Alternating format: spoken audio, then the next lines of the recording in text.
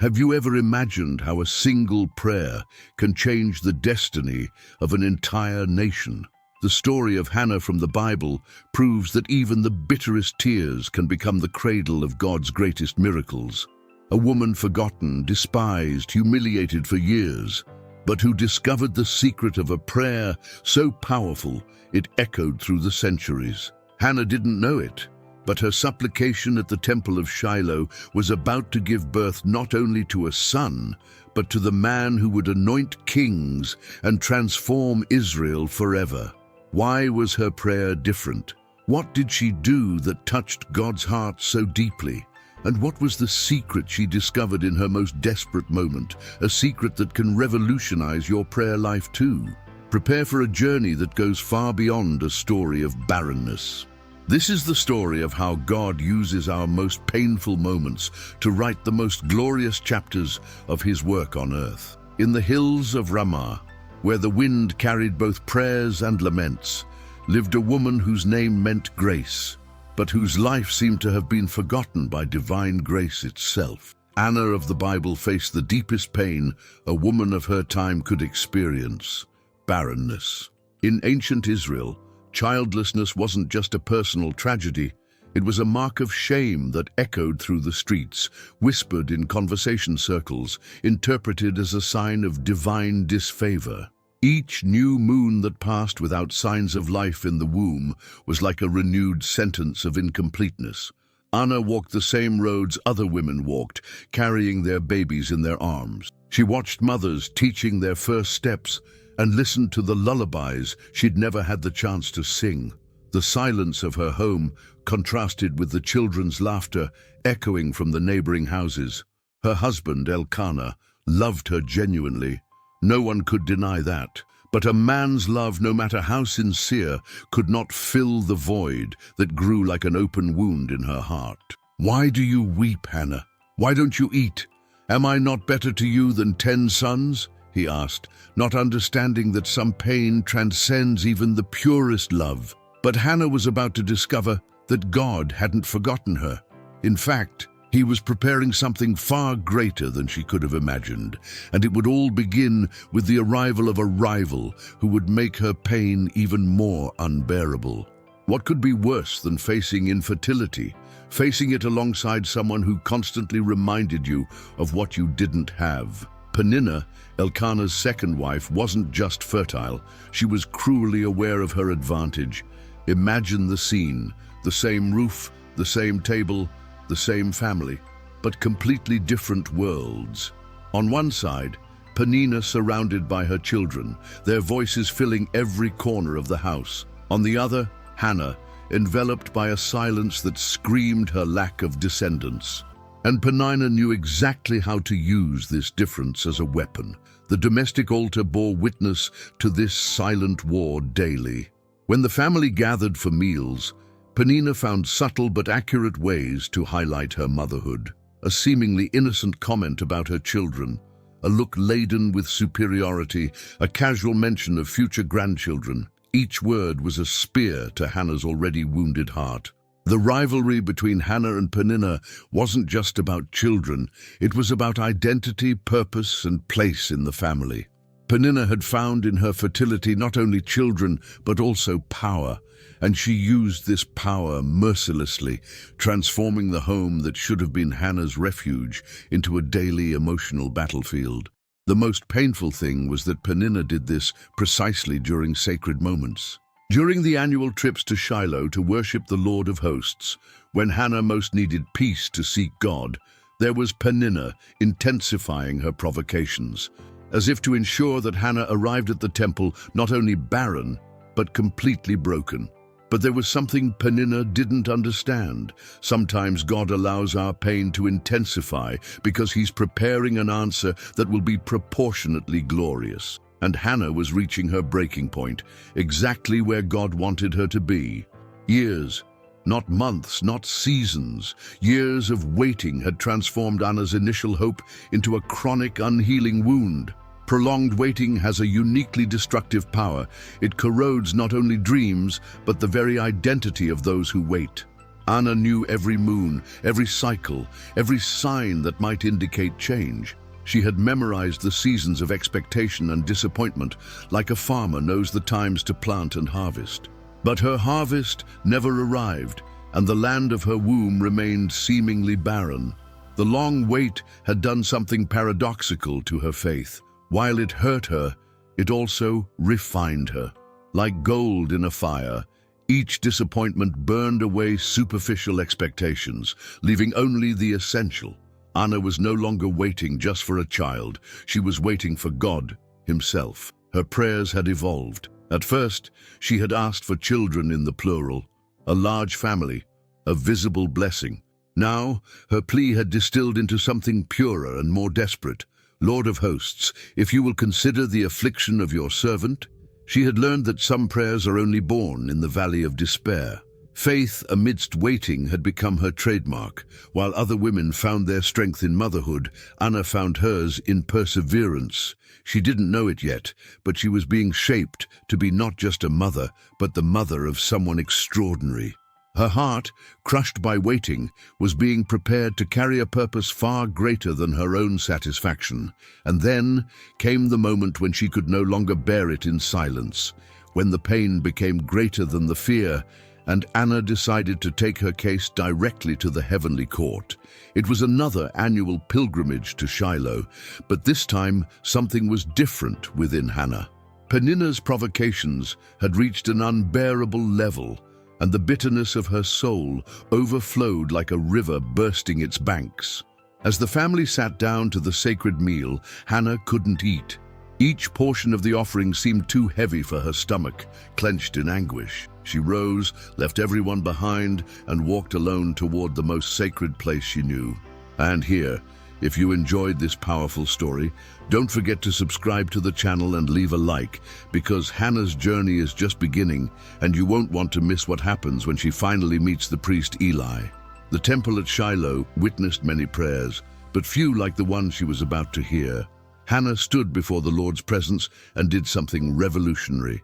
She prayed with her heart, but her lips moved silently.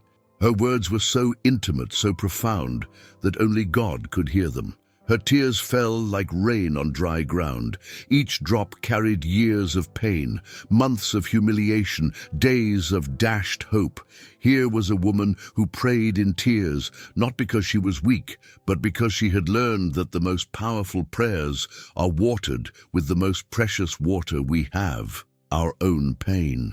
Hannah was discovering the secret of how to pray with true faith. It wasn't about pretty words or correct postures.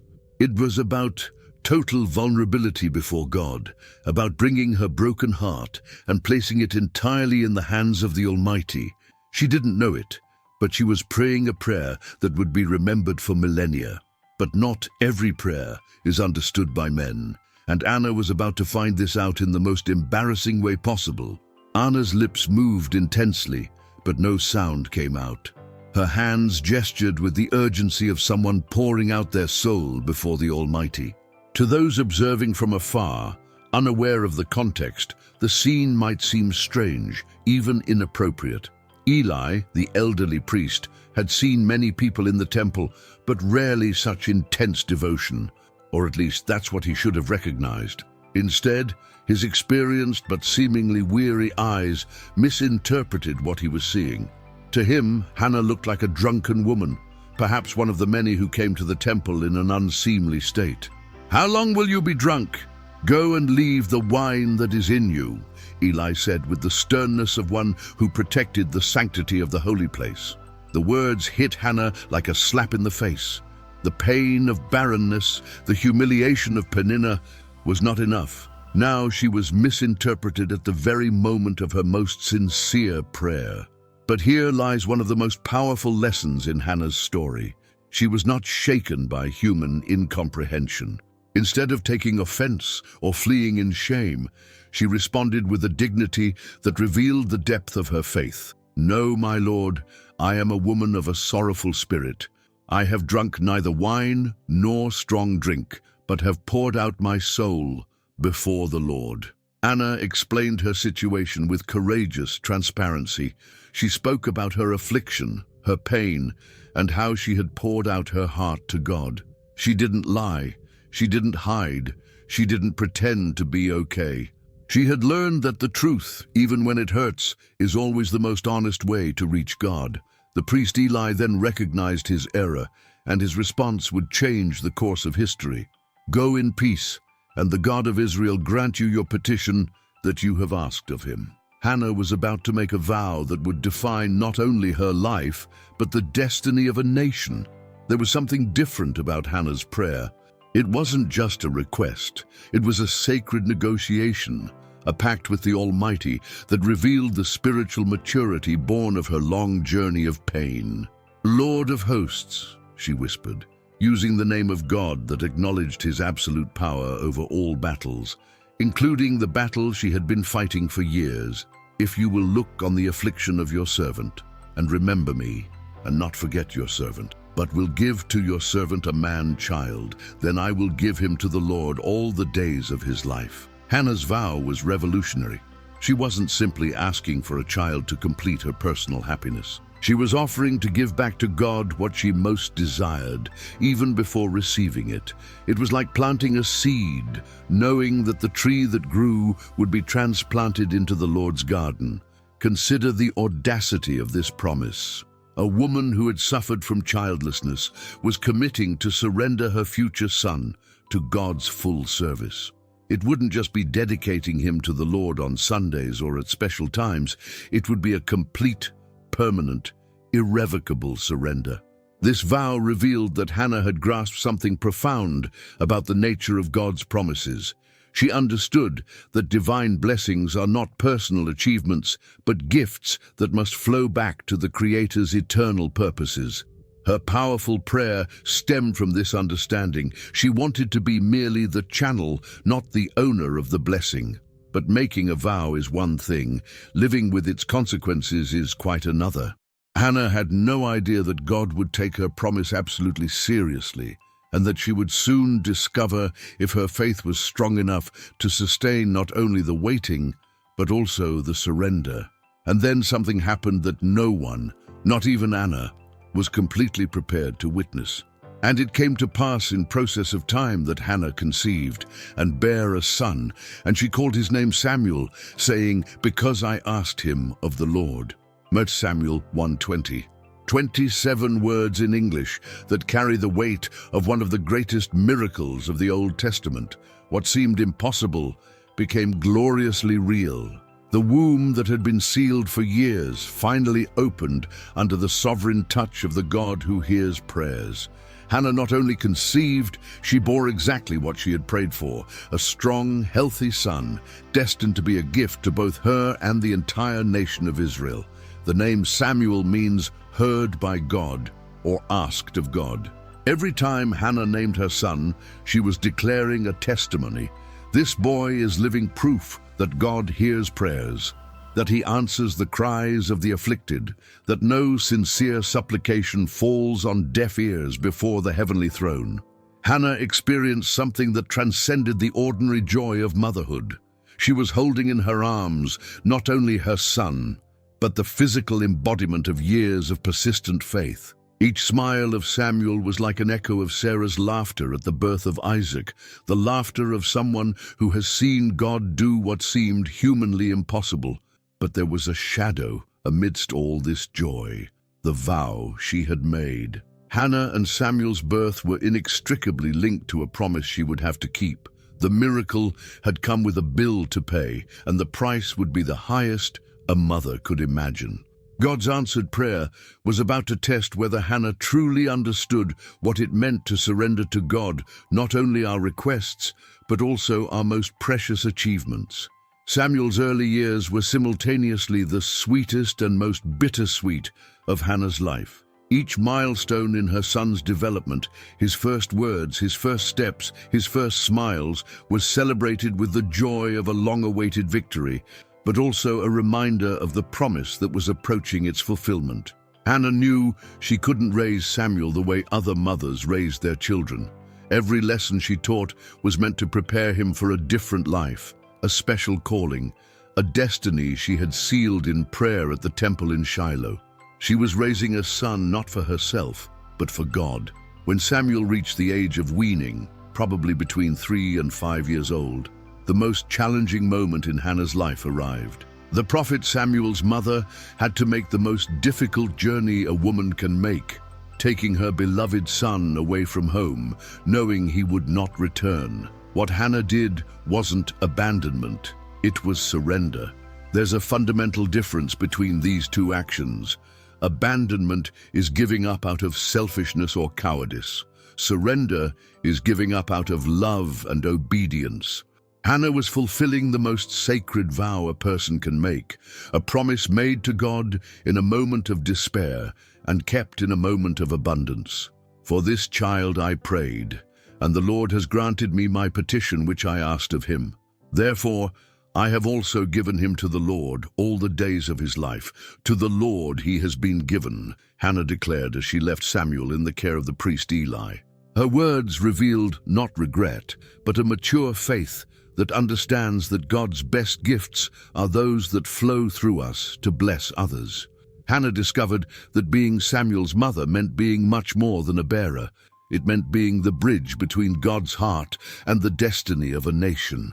And Samuel, the fruit of a prayer, was about to become much more than she had ever dreamed. The boy Hannah delivered to the temple grew up under Eli's care, but under the direct guidance of the Holy Spirit. Samuel was not just a boy dedicated to God. He was the man God was raising up to be a judge, a prophet, and the last great leader before the age of kings in Israel. From a young age, Samuel heard God's voice with a clarity that surprised even the seasoned priest Eli. "Speak, Lord, for your servant is listening," became not only a famous phrase, but the motto of a lifetime dedicated to being a channel of God's voice to his people. Samuel grew up to become the man who would anoint Israel's first 2 kings, first Saul, then David. His hands, which Hannah had given to the Lord's service, poured holy oil on the heads that would rule the nation. The boy born of tears became the man who would write fundamental chapters in the history of God's people. The prayer that changed a nation was no exaggeration. It was historical reality. Through Samuel, God established the Israelite monarchy. Through Samuel, the Davidic lineage was inaugurated. Through Samuel, the way was prepared for the birth, centuries later, in Bethlehem of the one who would be called Son of David, Jesus Christ. Hannah had asked for a son, but God gave her an instrument of national transformation. She asked for relief from her personal affliction, but she was given a leading role in humanity's redemptive plan. Her inspiring story of prayer proves that God often answers our prayers in ways far greater than we can imagine. And so, the barren woman became not only a mother, but also the matriarch of a spiritual lineage. The female characters in the Bible have many heroines, but few whose impact lasted as long as Hannah's. But what can we learn from this extraordinary story? What timeless lessons emerge from Hannah's faith? Hannah's story transcends the limits of time because its principles are eternal. First, it teaches us that God often allows our pain to intensify before providing, not out of cruelty, but to prepare us for blessings greater than we dreamed. Hannah discovered that the most powerful prayers are made not when we are comfortable, but when we have reached the end of our human resources. Her tears at the temple of Shiloh were not a sign of weakness. They were fuel for a faith that moved mountains. She teaches us that it is permissible to cry before God, that He is not frightened by our vulnerability. The lesson of Hannah's story about perseverance is revolutionary. Faith amidst waiting is not religious passivity, but active resistance to discouragement. Hannah waited, but not with her arms crossed. She prayed, sought, cried out, made vows, and took action. Her patience was dynamic, not resigned. Hannah's vow teaches us perhaps the most profound lesson. God's true blessings are not personal achievements, but sacred responsibilities. She didn't want a child to complete her happiness. She wanted to be used by God to fulfill His purposes on earth. This shift in perspective transformed her barrenness into spiritual fertility. Finally, Hannah shows us that a prayer offered in tears can write decisive chapters in history. Samuel wasn't just a response to her personal pain, he was God's gift to an entire nation. When we pray within God's will, our individual blessings become collective blessings. The Lord kills and makes alive.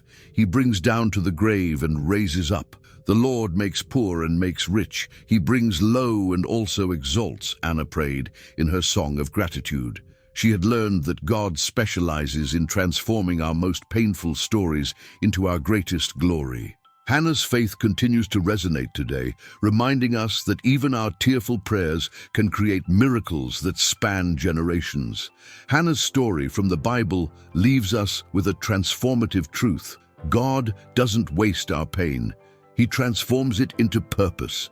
Her prayer at the Temple of Shiloh proves that our bitterest tears can become the seeds of the most extraordinary miracles. Perhaps you're going through your own season of waiting, facing your own Peninnah, experiencing your own barrenness, whether physical, emotional, professional, or spiritual. Hannah's story whispers hope in your ear. God sees, God hears, God answers.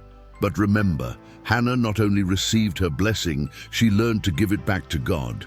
Her mature faith understood that we are stewards, not owners, of God's gifts. When we pray, as Hannah did, with complete vulnerability and a willingness to surrender whatever we receive to God's eternal purposes, our prayers become rivers that irrigate generations. If this story touched your heart, leave a comment sharing how Anna's faith inspired your own prayer journey. Subscribe to the channel and turn on notifications so you don't miss other powerful stories of women and men who changed history through their unwavering faith. And remember, your prayer today could be the Samuel God uses to bless not only you, but an entire generation. Pray like Hannah, with tears, with faith, and with a heart willing to be used for the glory of the kingdom. May Hannah's God also be your God, and may He transform your waiting into testimony, your pain into purpose, and your tears into songs of victory.